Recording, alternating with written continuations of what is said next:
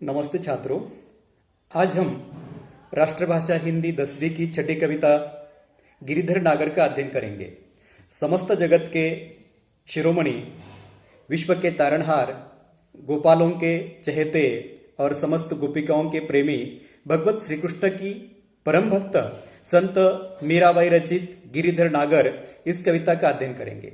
गिरिधर का मतलब है गिरि को धारण करने वाला और नागर का मतलब होता है व्यक्ति। गिरि को धारण करने वाला व्यक्ति वही गिरिधर नागर। जिस प्रकार कृष्ण के कई सारे नाम हैं, गोपाल, कान्हा, उसी प्रकार गिरिधर यह एक कृष्ण का नाम है। संत मीराबाई ने कृष्ण को लेकर कई सारे भजन लिखे हैं, तो उसमें से कृष्ण की भक्ति का यह एक प्रयास यहाँ पर भी मीराबाई ने किया है।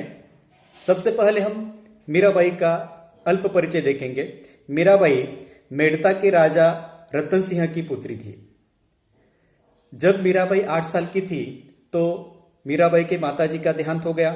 जब मीराबाई 12 साल की हो गई तो पिता ने मीराबाई की शादी उदयपुर के महाराज राजा भोज के साथ विवाह कर दिया। लेकिन चंद दिनों के बाद पति की भी मृत्यु हो गई और इसीलिए मीराबाई ने अपने घर परिवार को छोड़ दिया और वह भगवत भक्ति में लीन हो गई। बचपन से ही मीराबाई कृष्ण की भक्त थी। कृष्ण के भक्ति में वह लीन रहती थी। लेकिन शादी के बाद जब वह अपने ससुराल आ गई तो वहां ससुराल के लोगों को मीराबाई की यह भक्ति पसंद नहीं थी। पति के मृत्यु के बाद मीराबाई ने अपने घर परिवार को, अपने कुल की मर्यादाओं को सबको छोड़कर कृष्ण की भक्ति का ही सहारा अब ले लिया है। वह मंदिर में जाती थी, साधु संतों के साथ बैठकर वह कृष्ण के भक्ति के भजन गाती थी। भजन में लीन होकर वह कभी कभी नाचती थी, गाती थी और इसी के कारण यह सब उसके परिवारजनों को पसंद नहीं था।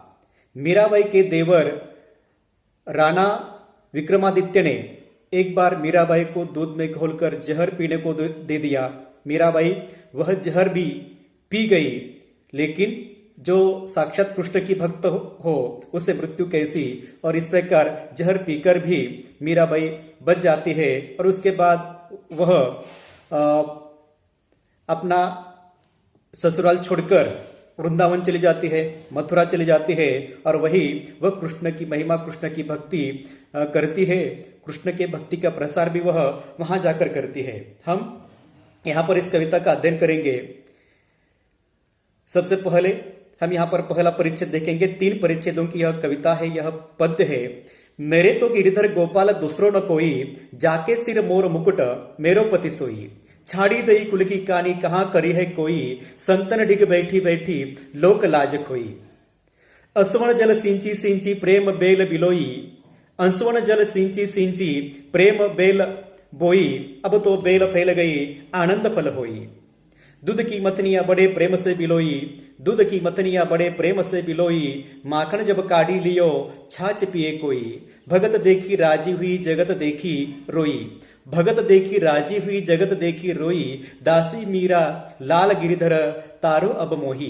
देखो, सबसे पहले परिच्छेद में मीराबाई भगवान श्री कृष्ण को कहती है कि हे भगवत, तुम तो मेरे गिरिधर गोपाल हो और तुम्हारे सिवा मेरा इस दुनिया में कोई नहीं है।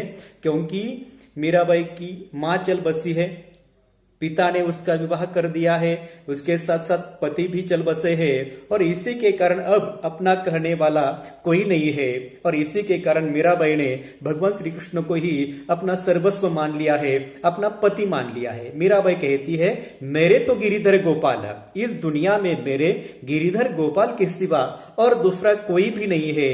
और गिरिधर गोपाल कौन? तो जिसके सिर मोर मुकुट मेरो पति सोई। मीराबाई कहती है कि जिसने आपने सर पर मोर का मुकुट परिधान कर लिया है, ऐसा जो व्यक्ति है वह मेरा पति है। मोर का मुकुट धारण करने वाला एक ही व्यक्ति है और वह है भगवत श्री कृष्ण। और इसी के कारण मीराबाई कहती है कि जिसके सर पर मोर का मुकुट है ऐसा व्यक्ति मेरा पति है और वह दूसरा कोई नहीं, तो मेरे गिरिधर गोपाल है, मेरे भगवान श्री कृष्ण है। आगे मीराबाई कहती है, छाड़ी दई कुल की कहानी कहाँ करी है कोई, संतन ढिग बैठी बैठी लोक लाज खोई। हमने प्रस्तावना में देखा था कि मीराबाई पर जहर का प्रयोग किया गया था और इसी के कारण मीराबाई ने अपने घर परिवार को, अपने कुल को छोड़ दिया था। कुल की मर्यादाओं को, कुल के सम्मान को उन्होंने त्याग दिया था। मीराबाई कहती है कि छाड़ी दई कुल की कानी, कानी का मतलब होता है मर्यादा और कुल का मतलब होता है अपना घराना या अपना वंश। मीराबाई कहती है कि मैंने अपने घर की मर्यादाओं को छोड़ दिया है। छाड़ी देना यानी छोड़ देना। मीराबाई कहती है कि मैंने अपने घर की मान मर्यादाओं को, अपने घर की परंपराओं को त्याग दिया है, छोड़ दिया है।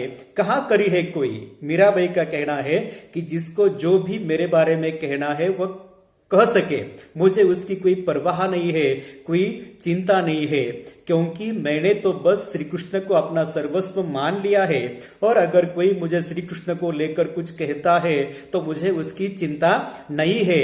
छाड़ी दई कुल की कहानी कहाँ करी है कोई, करी है यानी कहना, जिसको जो भी कुछ कहना है वह कहे, मुझे फर्क नहीं पड़ता। मीराबाई कहती है आगे, संतन ढिग बैठी बैठी लोक लाज खोई। मीराबाई कहती है कि अब मैं क्या करती हूं, तो संतन ढिग बैठी बैठी, ढिग यानी पास, संतन यानी साधु संत, साधु संतों के पास बैठकर मैंने क्या किया है, तो लोक लाज खोई। क्योंकि पुराने जमाने में यह रिवाज था, यह नियम था कि घर की जो महिला है वह घर के बाहर नहीं निकलती थी, समाज में वह इधर उधर भटकती नहीं थी। मंदिरों में भी जाना यह महिलाओं के लिए ठीक या उचित बात नहीं थी और इसीलिए अगर उसे ईश्वर की भक्ति करनी है तो वह घर के अंदर बैठकर करे। महिलाओं का काम तो केवल इतना ही था, खाना पकाना, बच्चों को जन्म देना और बच्चों की परवरिश करना। लेकिन मीराबाई अपने पति के मृत्यु के बाद अपने घर परिवार को छोड़कर मंदिरों में जाती रही, संतों के पास बैठती रही, संतों के पास बैठकर संतों के साथ कृष्ण की भक्ति करती रही, कृष्ण के भक्ति के पद गाती रही, भजन वह करती रही। और इसी के कारण मीराबाई कहती है कि संतन ढिग बैठी बैठी, संतों के पास बैठकर मैंने क्या किया है, लोक लाज खोई। जो भी लोक लज्जा है, शर्म है, सब मैंने छोड़ दी है। आंसुअण जल सींची सींची प्रेम बेली बोई। अगली पंक्ति में मीराबाई कहती है कि मैंने क्या किया है, कृष्ण को पाने के लिए मैं अब तक रोती रही। बचपन से लेकर आज तक मैं केवल कृष्ण को ही अपना सर्वस्व मानती आ रही हूं, कृष्ण को ही मैं अपना दिल दे बैठी हूं और इसी के कारण कृष्ण को प्राप्त करने के लिए मैंने क्या किया है, तो मैं हर वक्त कृष्ण के लिए रोती थी। आंसुअण जल सींची सींची, आंसुअण यानी आंसू, आंसू के पानी को सींचकर मैंने एक प्रेम की बेल बोई थी। मीराबाई कहती है कि मैं कृष्ण के भक्ति के लिए, कृष्ण को प्राप्त करने के लिए हमेशा रोती थी और मेरे आंसू जो निकलते थे उन आंसुओं में कृष्ण का प्रेम था, कृष्ण के लिए प्रेम था और अब वह जो बेल है वह बढ़ गई है। मैंने जो भक्ति की है, मैंने जो आंसू बहाए हैं, उसी से सिंचित होकर प्रेम की बेल अब बढ़ने लगी है। अब प्रेम की बेल इतनी बड़ी हो गई है कि उसको फूल आ गया है और इस फूल का रूपांतर फल में हो गया है। अब इस पर कौन सा फल आ गया है, तो बड़े आनंद का फल आ गया है। यानी मैंने कृष्ण की भक्ति की है और कृष्ण के प्रेम को मैंने अब प्राप्त कर लिया है। जो आंसू मैंने सींचे हैं, इससे प्रेम की बेल बढ़ गई और इस बेली पर जो फल आ गया है वो आनंद का फल आ गया है। अब मुझे कृष्ण के भक्ति के सिवा और दूसरा कुछ रास्ता दिखाई नहीं देता है। बस मैं कृष्ण की भक्ति करती रहूंगी क्योंकि मैंने जो सिंचाई की थी वह प्रेम मेरा सफल हो गया है। मीराबाई कहती है, आंसुअण जल सींची सींची प्रेम बेली बोई। बोना यानी लगाना, बेली यानी वेल, सींची यानी सिंचन करना, आंसुअन यानी अश्रु। अब तो बेल फैल गई, आनंद फल हुई और इस बेल पर जो फल आ गया है उस फल का नाम क्या है, तो आनंद है। दूध की मतनियां बड़े प्रेम से बिलोई। मैं कृष्ण के लिए क्या कर रही हूं, तो मथनी यानी दही को मथने का एक बर्तन, दूध को मथने का एक बर्तन, कृष्ण के लिए मैं इस बर्तन में दही को मथ रही हूं, क्योंकि हम जानते हैं माखन यह कृष्ण के लिए सबसे प्रिय है। अब कृष्ण को प्राप्त करने के लिए मीराबाई कहती है कि अपने घर में जो दही मथने का बर्तन है उसमें मैं दही को मथ रही हूं। दही को मथते मथते हम जानते हैं कि जब दही को मथा जाता है तो जो माखन है वह ऊपर निकल आता है और छाछ जो है वह नीचे बाकी बचता है। तो उसी प्रकार मीराबाई कहती है कि कृष्ण के लिए मैं दही को मथ रही हूं।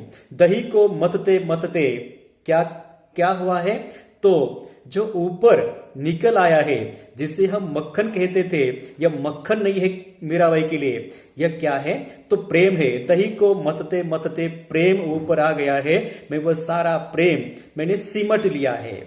यहाँ पर दही के ऊपर आने वाला माखन जो है उसे मीराबाई प्रेम कहती है, उसे ही मीराबाई जीवन का सार कहती है। अब इस दही को मथ कर मैंने जीवन के तत्वों को, जीवन के सार को प्राप्त कर लिया है। मीराबाई के लिए जीवन का तत्व, जीवन का सार बस केवल एक ही बात है और वह है कृष्ण का प्रेम। मीराबाई केवल जीवन में कुछ पाना चाहती है तो वह कृष्ण का प्रेम पाना चाहती है। मीराबाई का कहना है कि उसने मथनी में दही को मथा है और जो ऊपर निकल कर आया मक्खन है वह मक्खन यानी मीराबाई के लिए कृष्ण का प्रेम है। मीराबाई कहती है कि मैंने उस प्रेम को निकाल लिया है। अब नीचे जो बचा है वह केवल छाछ है। नीचे जो बचा है वह केवल ऐसी बातें हैं जो कि बुरी है। तो ऐसी बुरी बातें छाछ के रूप में नीचे रह गई है, मैं ऐसी बातों को त्याग रही हूं। आगे मीराबाई कहती है, भगत देखी राजी हुई जगत देखी रोई, दासी मीरा लाल गिरिधर तारो अब मोही। मीराबाई कहती है कि मैं जब भी दुनिया में देखती हूं तो मुझे कृष्ण के भक्त ही नजर आते हैं। कृष्ण के भक्तों को देखकर मुझे आनंद आता है, मुझे अच्छा लगता है कि जिसको मैं चाहती हूं उसको और भी कई सारे लोग चाहने वाले हैं, तो वह सचमुच बहुत ही असामान्य व्यक्ति है। तो इस प्रकार यहाँ पर मीराबाई कहती है कि भगत देखी, भगत यानी कृष्ण की भक्ति करने वाले, कृष्ण के अन्य भक्त, भगत देखी राजी हुई जगत देखी रोई। जो कृष्ण के भक्त है उनको देखकर मीराबाई आनंदित होती है, हर्ष उल्लासित होती है। लेकिन बाकी के जो लोग जो कृष्ण पर प्रेम नहीं करते, कृष्ण की भक्ति नहीं करते, ऐसे लोगों को देखकर मीराबाई को दुख होता है कि वे लोग कैसे हैं जिनको कृष्ण के भक्ति का महिमा ही अब अभी तक पता नहीं चला है। और इसी के कारण मीराबाई का कहना है कि मैं भक्तों को देखकर, कृष्ण के भक्तों को देखकर मुझे आनंद आता है, लेकिन अन्य जगत को देखकर, कृष्ण के भक्तों के अलावा भी एक दुनिया है, उनको देखकर मुझे तरस आता है, दुख होता है कि कैसे लोग हैं कि जो अब तक कृष्ण के भक्ति को समझ न सके हैं। अंतिम पंक्ति में मीराबाई कहती है, दासी मीरा लाल गिरिधर तारो अब मोही। दासी यानी सेविका, मीराबाई कहती है कि मैं लाल गिरिधर की सेविका हूं। लाल या गिरिधर या गोपाल या कृष्ण, यह सब एक ही भगवान के नाम है। मीराबाई कहती है कि मैं लाल गिरिधर की दासी हूं, उनकी सेविका हूं और उनके सिवा इस दुनिया में अब मेरा दूसरा कोई नहीं है। तो इसी प्रकार यहाँ पर गिरिधर नागर इस कविता के सबसे पहले चरण में मीराबाई ने कृष्ण के प्रति अपना जो प्रेम है, अपनी जो भक्ति है, वह यहाँ पर समर्पित कर दिया है। यह समर्पण करते हुए मीरा ने कहा है कि कृष्ण के सिवा इस दुनिया में मेरा अब कोई नहीं है। मैं जीऊंगी तो कृष्ण के लिए और मरूंगी तो कृष्ण के लिए। क्योंकि कविता के सबसे अंतिम पंक्ति में मीराबाई कहती है कि कृष्ण के लिए मैं अपना सारा जीवन समर्पित कर देना चाहती हूं।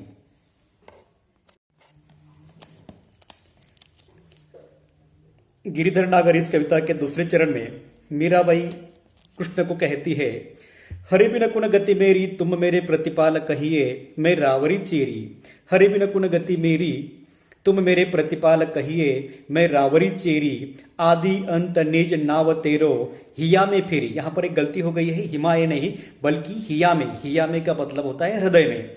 आदि अंत निज नाव तेरो हिया में फेरी, बेर बेर पुकार कहूँ प्रभु आरती है तेरी। बेर बेर पुकार कहूँ प्रभु आरती है तेरी, यो संसार विकार सागर बीच में मैं घेरी। यो संसार विकार सागर बीच में घेरी, नाव फाटी प्रभु पुल बांधो बुड़त है बेरी।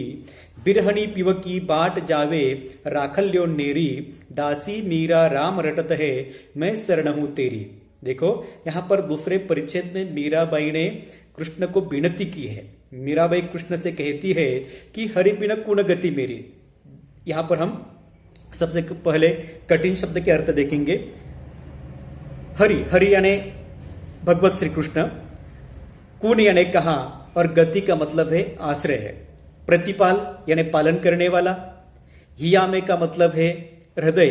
हिमाया यहां पर जो शब्द है वहां पर हिया में शब्द होना चाहिए, तो हिया में का मतलब होता है हृदय में। आरती, दर्शन, बुड़त,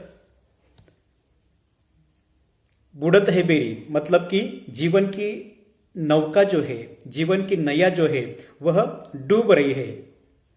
बिरहनी यानी विरहनी, जो कृष्ण के प्रेम के लिए तरस रही है, ऐसी विरहनी। पीवकी, यहां पर दो शब्द है, दो अर्थ है। पीवकी मतलब है प्रिया की या आपकी। बाट यानी पास, बाट यानी इंतजार, और नेरी यानी पास। देखो, हरि बिन कुण गति मेरी, तुम मेरे प्रतिपाल कहिए मैं रावरी चेरी। मीराबाई कहती है कि हे भगवान, तुम्हारे सिवा मेरा कहीं पर भी आश्रय नहीं है। अब तुम ही मेरा रक्षण करने वाले हो, मुझे आश्रय देने वाले हो। हरि बिन कुण गति मेरी, हरि के सिवाय मेरे जीवन को आश्रय ही नहीं है, मेरे जीवन को गति ही नहीं है। तुम मेरे प्रतिपाल कहिए मैं रावरी चेरी। मीराबाई कहते हैं भगवान श्री कृष्ण से कि तुम मेरे प्रतिपाल हो, यानी मेरा पालन करने वाले हो, और मैं तुम्हारी दासी हूं। रावरी यानी आपकी, और चेरी यानी दासी। हे भगवान श्री कृष्ण, तुम्हारे सिवाय मेरे जीवन को कहीं आश्रय ही नहीं है, क्योंकि तुम ही मेरा पालन करने वाले हो, तुम ही मेरा रक्षण करने वाले हो, क्योंकि मैं तुम्हारी दासी हूं। और दासी की रक्षा करना, भक्त की रक्षा करना, यह तो भगवान का काम ही होता है। अगली पंक्ति में मीराबाई कहती है, आदि अंत निज नाव तेरो हिया में फेरी। आदि और अंत यानी दिन और रात, सुबह से लेकर शाम तक मेरे मन में हे भगवान तुम्हारा ही नाम रहता है, तुम्हारे ही नाम की माला मैं सुबह से लेकर रात तक जापती रहती हूं। आदि अंत निज नाव तेरो हिया में फेरी। निज यानी तुम्हारा, सुबह से लेकर शाम तक केवल तुम्हारा ही तुम्हारा नाम मेरे हृदय में तुम्हें दिखाई देगा। मैं तुम्हारे ही नाम की माला जपती रहती हूँ। बेर बेर पुकार कहूँ प्रभु आरती है तेरी। और बार बार मैं तुम्हारा पुकार करती हूँ, बार बार मैं तुम्हें दर्शन के लिए बुलाती हूँ, लेकिन तुमने एक बार भी मुझे दर्शन नहीं दिया है। मीराबाई कहती है कि बेर बेर पुकार कहूँ प्रभु आरती है तेरी, यो संसार बीकार सागर बीच में घेरी। मीराबाई कहती है कि यह जो संसार है, जिस संसार में मैं रहती हूँ, यह संसार विकार का सागर है। विकार का सागर यानी विकारों से घिरा हुआ है। यहाँ पर कई सारे प्रकार के विकार है, काम है, क्रोध है, लोभ है, मद है, मोह है, मत्सर है। इस प्रकार के कई सारे विकार इस दुनिया में फैले हैं, और इन सारे विकारों के बीच में मैं घिर गई हूं। जैसे कि समंदर में कोई नौका तैरती हुई जाती है और बीचों बीच जाकर वह अपना रास्ता भटक जाती है, तभी बवंडर आता है, तो बवंडर से बचने के लिए उस नाव को क्या करना पड़ता है, जो नाव को चलाने वाला नावाडी है उसे क्या करना पड़ता है, तो उसे पाल बांधना पड़ता है। पाल यानी एक कपड़ा होता है, उस बोट के अंदर एक लकड़ी के सहारे, रस्सी के सहारे बांधा हुआ उस कपड़े को वह छोड़ देता है हवा में, और जैसे हवा का झोंका आता है उस हवा के साथ साथ वह नाव किनारे की तरफ अपने आप चली आती है। उसी प्रकार विकारों से, वासनाओं से भरे इस संसार में मैं बीचों बीच घिर गई हूं। अब प्रभु मेरे जीवन को बचाने के लिए जो यह भवसागर है, यह जो संसार है विकारों से भरा हुआ, इस विकारों से भरे हुए संसार से अगर मुझे बचाना है तो तुम्हें आना होगा, और तुम्हें अगर मेरे जीवन की डोर को, मेरे जीवन की नैया के जो पाल है वो बांधने पड़ेंगे। जब तुम मेरे जीवन के पाल बांधेंगे, नैया के पाल बांधेंगे, तभी मेरा जीवन किनारे तक जा सकता है। अंतिम पंक्ति में मीराबाई कहती है कि बिरहनी पीव की बाट जावे राखल्यो नेरी। बिरहनी, बिरहनी यानी भगवान श्री कृष्ण तुम्हारे विरह में जलने वाली, तुम्हारे विरह में तपने वाली मैं तुम्हारी दासी हूं, मुझे तुम्हारा ही इंतजार है, मैं तुम्हारा इंतजार कर रही हूं। बिरहनी पीव की बाट जो वे राखल्यो नेरी, नेरी का मतलब होता है पास। और हे प्रियवर, हे भगवत, मैं तुम्हारी बाट देख रही हूं, तुम्हारा इंतजार कर रही हूं, तुम्हारे इंतजार में मैं जल रही हूं, विरहनी हो गई हूं, तुम्हें आना ही होगा। तुम्हारे लिए मैं क्या कर रही हूं? दासी मीरा राम रटत है, मैं शरण हूं तेरी, और दिन रात मैं केवल तुम्हारा ही नामस्मरण करती आ रही हूं, तुम्हारा ही नाम मैं लेती आ रही हूं। रटना यानी बार बार लेना। मीराबाई कहती है कि मैं तुम्हारी दासी हूं, मैं तुम्हारी भक्त हूं। हे मेरे रामचंद्र जी, हे मेरे भगवान जी, मैं तुम्हारा ही नाम लेती रहती हूं, क्योंकि मैं तुम्हारी दासी हूं, और इसी के कारण मैं तुम्हारे शरण में आ गई हूं।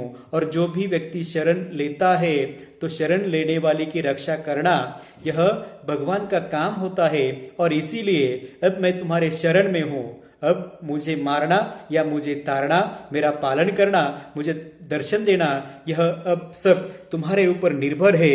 इस प्रकार दूसरे परिच्छेद में मीराबाई ने भगवान श्री कृष्ण को दर्शन देने के लिए पुकारा है। वो कहते हैं कि मैं बार बार तुम्हारा इंतजार कर रही हूं, बार बार मैं तुम्हें पुकार रही हूं, अब तुम्हें आना ही होगा। अंतिम परिच्छेद हम देखेंगे। तीसरा परिच्छेद है फागुन के दिन 4 होरी खेल मनारे। फागुन के दिन 4 होरी खेल मनारे, बिन करताल पखवाज बाजे अनहित की झनकार रे। फागुन के दिन 4 होरी खेल मनारे, बिन करताल पखवाज बाजे अनहित की झनकार रे। बिन सुर राग 36 गावे, रोम रोम रणकार रे। सील संतोष की केसर घोली, प्रेम प्रीत पिचकारी रे। उड़त गुलाल लाल भयो अंबर, बरसत रंग अपार रे। उड़त गुलाल लाल भयो अंबर, बरसत रंग अपार रे। घट के पट सब खोल दिए है, लोक लाज सब डार रे। घट के पट सब खोल दिए है, लोक लाज सब डार रे। मीरा के प्रभु गिरिधर नागर। मीराबाई कहती है अंतिम पंक्ति में, मीरा के प्रभु गिरिधर नागर, चरण कवल बलिहार रे। देखो यहां पर हम कठिन शब्द देखेंगे। फागुन यानी फाल्गुन महीना, जब हमारे यहाँ होली जलाई जाती है, और होली के त्योहार पर हम जानते हैं कि चारों तरफ केवल रंगों का ही त्योहार होता है। करताल, कर यानी हस्त, और ताल यानी ताली। करताल यानी हाथों से बजाई गई ताली। पखवाज यानी एक यह वाद्य है। अनहद, अनहद यानी संगीत। 36 यानी कई प्रकार के रागों में 36 प्रकार के राग श्रेष्ठ माने जाते हैं। इस प्रकार यहाँ पर मीराबाई कहती है कि जब फाल्गुन का महीना आता है, जब होली आती है, तो हम इस प्रकार बिना सुर के 36 प्रकार के राग हम गाते हैं। रोम रोम यानी शरीर का प्रत्येक कण और कण।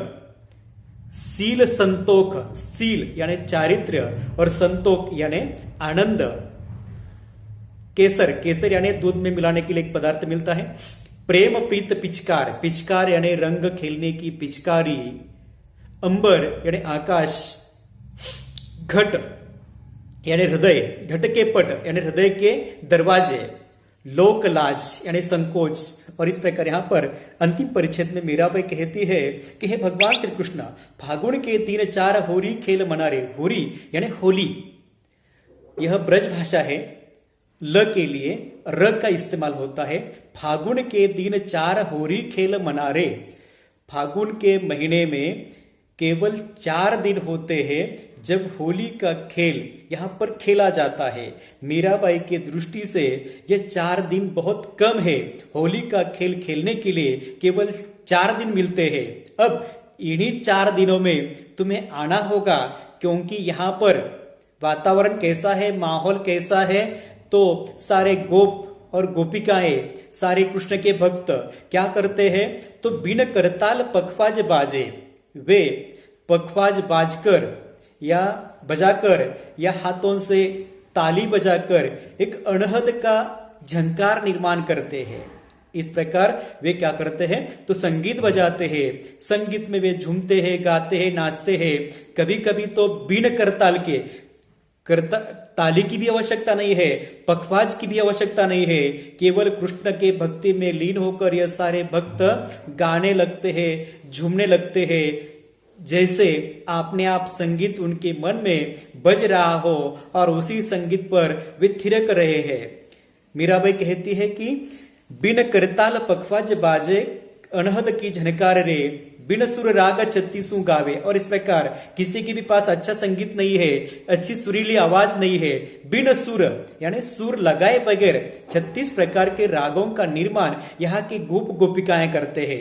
किसके लिए, तो केवल भगवान श्री कृष्ण के लिए। भगवान श्री कृष्ण को पाना, भगवान श्री कृष्ण का दर्शन करना, यह सब ग्वालों की इच्छा है और इसी के लिए वे क्या करते हैं, तो भगवान के लिए नाचते हैं, गाते हैं और इसी से उनका रोम रोम पुलकित होता है, रणकार से झंकार उठता है। मीराबाई कहती है सील संतोष की केसर घोली है। भगवान श्री कृष्ण हमने क्या किया है, तुम आने वाले हो इसलिए तुम्हारे लिए हमने क्या किया है, सील संतोष की केसर घोली, जो रंग बनाया है, जो पिचकारी हमने सजाई है, तो पिचकारी के लिए हमने जो रंग जमाए हैं उसमें क्या है, हमारा चारित्र्य है, हमारा सील है और उसके साथ साथ संतोष यानी आनंद है। हमने रंग खेलने के लिए हे भगवान जो रंग जमाए हैं उसमें सील हम यानी हमारा चारित्र्य है, हमारा आनंद है। और यह सब चारित्र्य और आनंद जिस प्रकार दूध में केसर को मिलाया जाता है, उसी प्रकार कई सारे रंगों में हमने हमारे चारित्र्य को और हमारे आनंद को मिलाकर एक घोल तैयार किया है। और इस घोल को खेलने के लिए हमारे पास पिचकारी कौन सी है, तो प्रेम की पिचकारी है।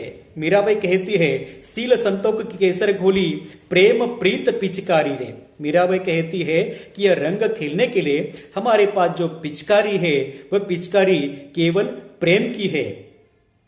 उड़त गुलाल लाल भयो अंबर, बरसत रंग अपार रे। देखो हम इतना खेल खेलेंगे, इतना रंग खेलेंगे, इतना रंग खेलेंगे कि रंग जो है उससे सारा अंबर लाल हो जाएगा। उड़त गुलाल लाल भयो अंबर, हम यहाँ पर धरती पर रंग खेलेंगे और इसका परिणाम यह होगा हे भगवान श्री कृष्ण कि ऊपर का सारा अंबर जो है वह गुलाल से लाल हो जाएगा।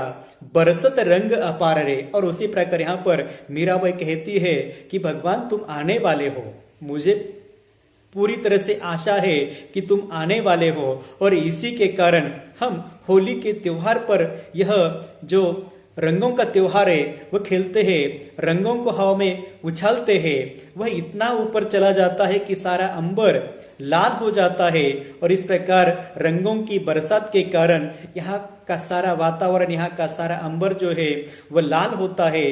इस सारे वातावरण को तुम्हारे आगमन की प्रतीक्षा है, तुम्हारा इंतजार है।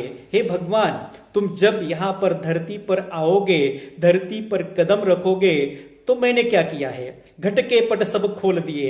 मैंने मेरे हृदय के दरवाजे जो है वह तुम्हारे लिए खोल दिए हैं। घट के पट यानी मेरे हृदय के दरवाजे हे भगवान तुम्हारे लिए खोल दिए हैं। तुम्हें आना होगा और मेरे हृदय में तुम्हें विराजमान होना होगा।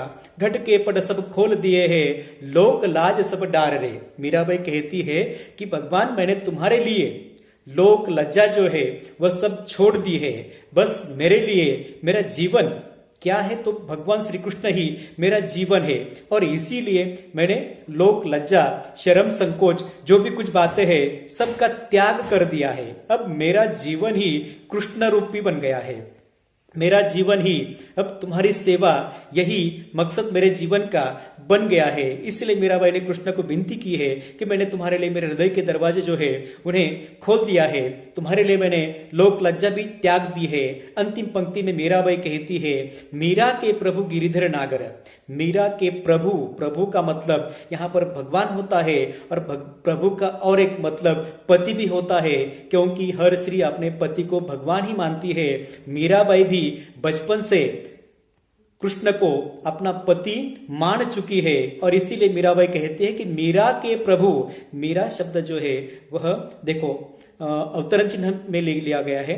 मीरा के प्रभु गिरिधर नागर, मीरा के प्रभु कौन है तो गिरिधर नागर है। गिरी को यानी पर्वत को अपने उंगली पर उठाने वाला जो व्यक्ति है, जिसके सर पर क्या है तो मोर का मुकुट परिधान किया गया है, ऐसा मोर का मुकुट परिधान करने वाला, पर्वत को अपने उंगली पर उठाने वाला जो भगवान है वह श्री कृष्ण मेरा प्रभु है, मेरे स्वामी है। मीराबाई कहती है चरण कमल बलिहार रे, कमल यानी कमल, हे भगवान तुम्हारे चरण कमल पर मैं अपना जीवन समर्पित कर देना चाहती हूं, इसीलिए तुम्हें आना होगा। मैं केवल तुम्हारे चरणों की दासी हूं और इसीलिए दासी की जो पुकार है वो दासी की पुकार सुनकर तुम्हें यहां पर आना ही होगा। इस प्रकार संत मीराबाई ने अपने आराध्य जो है भगवान श्री कृष्ण के प्रति जो भी मीराबाई के भाव है, मीराबाई की भक्ति है, इनका समर्पण इस कविता में हमने देखा है। कृष्ण के जो पद है, कृष्ण के लिए मीराबाई ने जो लिखे पद है, इन सारे पदों में मीराबाई की जो अपरंपार भक्ति है, अपरंपार प्रेम है, वह प्रेम ही दिखाई देता है। प्रस्तुत पदों में मीराबाई की उत्सुकता, मीराबाई का कृष्ण के प्रति जो मिलन का भाव है, उनकी जो आशा है और कृष्ण के आने का जो इंतजार है, कृष्ण की जो प्रतीक्षा है, ये सारे भाव इस कविता से अनुप्राणित होते हैं। धन्यवाद।